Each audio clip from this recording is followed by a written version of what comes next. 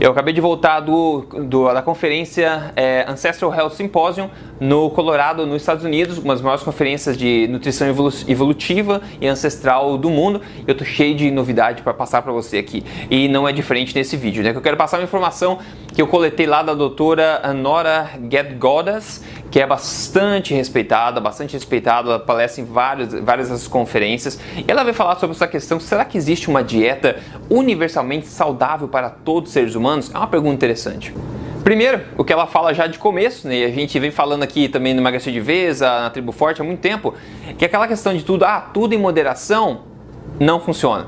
Tudo em moderação é uma péssima estratégia, né? Toxinas, alimentos ruins, alimentos que fazem mal pra gente não são bons em nenhuma quantidade.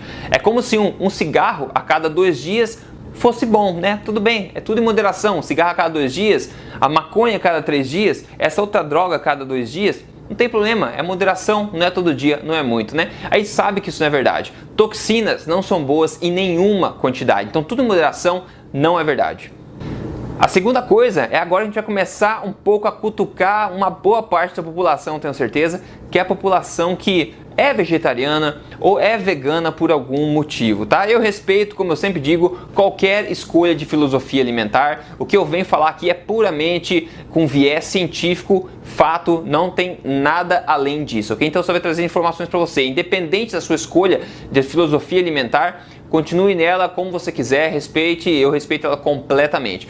Mas a doutora Nora veio comentar pra gente também, trazer estudos científicos, amostras, fatos, enfim, que mostram que o nosso sistema digestivo, ele é muito mais propenso à digestão de alimentos animais do que vegetais, certo? E tem vários motivos que mostram isso. Ao longo da humanidade, antigamente, né, se a gente for ver os chimpanzés, os macacos antigamente, eles têm, a parte da barriga deles é muito grande, né? Muito grande o sistema digestivo dele. Por quê? Porque eles têm que ingerir uma grande quantidade de plantas, né, de alimentos que não são tão densamente nutritivos. Então ele tem que ingerir tudo aquilo em bastante quantidade. Então eles tinham o cérebro menor e um sistema digestivo. O que aconteceu com os seres humanos? Depois que a gente começou a aprender a cozinhar, a comer alimentos animais, né, de fonte animal, aconteceu que o nosso sistema digestivo se encurtou. Nosso sistema digestivo é muito pequeno, então a gente tem barriga muito menor que um chimpanzé, de um orangotango, do macaco, né? Muito menor. E o nosso cérebro é muito maior. Então tem gente que fala, né, que a gente não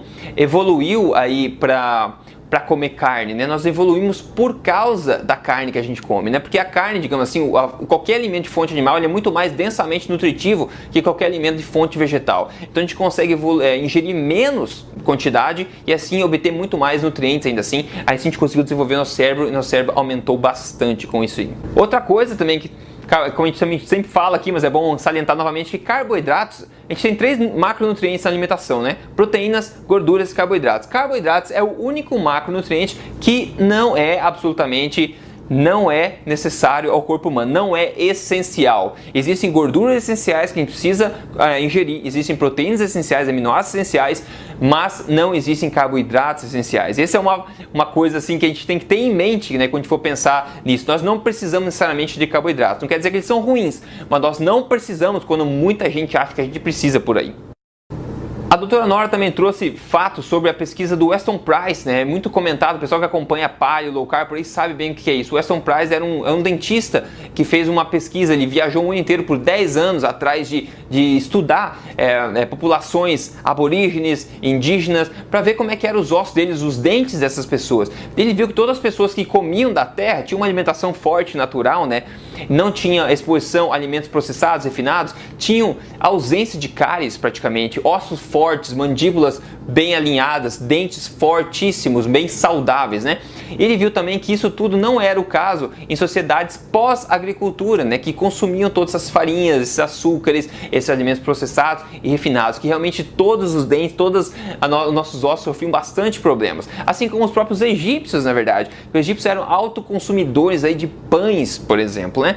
De trigo. Eles eram baixinhos para começar, né? E vários problemas ósseos, vários problemas nas arcadas dentárias deles, perdiam os dentes muito fácil. Os dentes deles eram uma nojeira, na verdade, comparado a essas populações de indígenas que comiam da terra, se alimentavam da terra, que eram extremamente saudáveis.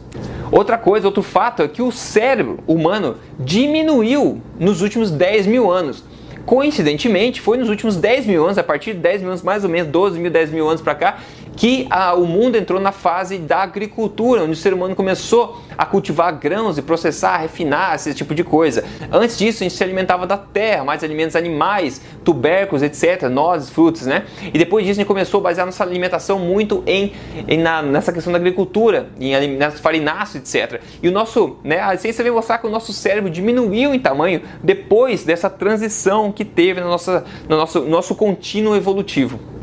Agora o cerne aqui desse vídeo que eu ia passar, que era o cerne também da palestra da doutora Nora, é o seguinte: existem dois elementos, duas características de uma dieta que seja saudável universalmente, que ela chama da fundação de qualquer dieta universalmente saudável. A primeira, tudo baseado em estudos também, estudos de populações antigas, antes da agricultura. Os dois pontos são o seguinte: primeiro, uma alimentação constituída de alimentos de origem animal, ou seja, não é vegetariana. É uma alimentação que inclua alimentos animais. Esse é o primeiro sinal, o primeiro elemento da fundação numa dieta universalmente saudável. O segundo elemento, a segunda característica, são alimentos altos em gorduras, que uma coisa vem depois da outra, se a gente pensar, né? Se você come alimentos de origem animal, você vai ingerir aquela gordura também, né, por consequência automática. Então pode ver, esses dois elementos, ela chama dos dois elementos da fundação de uma dieta universalmente saudável, tudo isso baseando-se em estudos de populações diversas ao longo do mundo, ou seja, isso é fato, né, não é só especulação. Aí ela complementa, claro, a gente não precisa comer só isso, essa é a fundação, são dois elementos. Uma vez que a gente tem essa fundação implementada, né, a gente come, né, ingere alimentos de origem animal no nosso dia a dia, alimentos ricos em gorduras saudáveis, que a gente tanto fala aqui, depois você pode complementar com outras coisas, que é basicamente os verdes, né, saladas, os legumes, as frutas, as nozes, tudo que a gente sabe que é saudável, tudo que faz parte de uma alimentação forte. Mas o ponto de tudo isso que a gente está falando aqui, né, que ela veio trazer, se existe alguma coisa em comum, né, aí no ser humano que possa inspirar a gente a que traga a sensação, né, o significado de uma alimentação universalmente saudável. E é isso que ela vem falar. O ser humano, a gente é muito mais parecido um com o outro do que a gente imagina, né? A gente é muito parecido um com o outro. Nosso sistema digestivo, o nosso DNA, como o nosso corpo funciona, é muito parecido de uma pessoa para outra.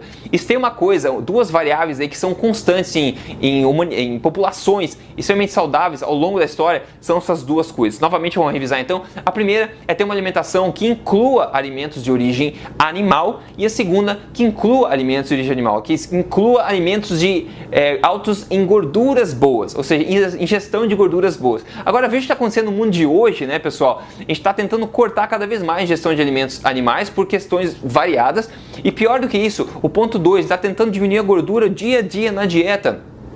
Com tudo que a gente vê por aí, né, todas essas sugestões, recomendações sem fundamento científico pedindo para a gente diminuir a ingestão de gordura na dieta, gorduras saudáveis, que a gente sabe que faz bem. E esse é um dos dois fundamentos de uma alimentação universalmente saudável do ser humano. Depois que você tem essas duas coisas implementadas, né, funcionando, aí você complementa com todo o resto dos legumes, vegetais, folhas e tudo mais, que deixam a sua dieta muito mais variada e rica. Mas se você precisa ter a base da sua alimentação funcionando antes de partir para todos esses outros complementos. Essa é a mensagem principal da doutora Nora. Eu tendo a apoiar ela e também a estar alinhado com esse conhecimento, realmente porque a ciência, né, não é achismo, é a ciência que mostra que esse é o caso, e empiricamente a gente vê que as pessoas obtêm os melhores resultados de saúde, boa forma, estilo de vida, seguindo esse tipo de coisa, né?